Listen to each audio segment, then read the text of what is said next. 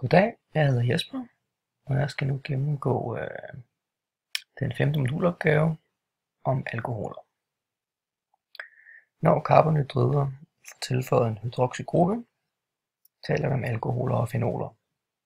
Opbygningen af disse forekommer i tre former: primære, sekundære og tertiære alkoholer. Den primære alkohol kendetegnes ved at tilføje CH2OH-gruppen i enden af carbonkæden, mens den sekundære alkohols CHOH-gruppe sidder inde i carbonkæden, og den tertiære alkohols COH-gruppe sidder inde i en carbonkæde ved et forgreningspunkt. De første to alkoholer kan ved oxidation afgive to H+-ioner og danne henholdsvis aldehyd og keton.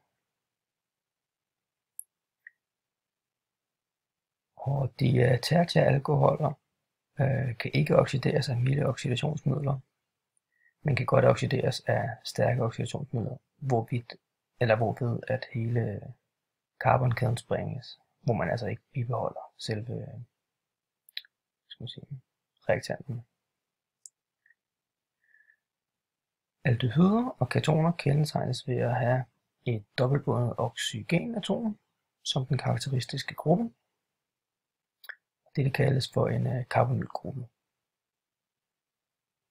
Aldehyderne kan yderligere oxideres videre til carboxylsyre, og dermed kan man teste, om alkoholen tilhører en primær, en sekundær eller en tertiær gruppe.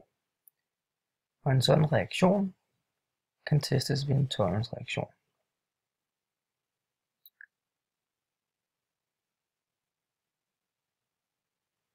Ved en Tollens-reaktion der oxideres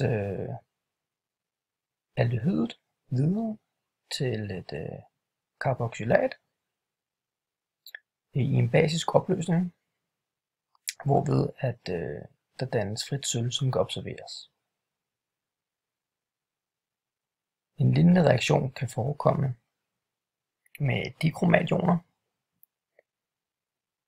i en sur opløsning, hvor det opløste produkt af krom 3-ionerne danner en grøn farve, som ligeledes kan observeres. I nedenstående skema her er der tre alkoholer, som er blevet oxideret med dikromationer, og de undersøges nu herefter med henholdsvis Tollens reagens og DNP. Og DNP det afgør med en koncentrationsreaktion, hvorvidt der er carbonylforbindelser til stede i stoffet. Altså disse carbonylgrupper her. Mens Tollens-testen den viser, hvorvidt at stoffet kan oxideres videre til carboxyl. Og dermed så kan alle de tre alkoholtyper bestemmes. Og ved at se på skemaet her, hvor vi kan se, hvorvidt at et stof har kunnet reagere med henholdsvis DNP og Tollens, så kan vi konkludere, at A er en sekundær alkohol, det er en keton. B er en primær alkohol, det er nemlig en aldehyd.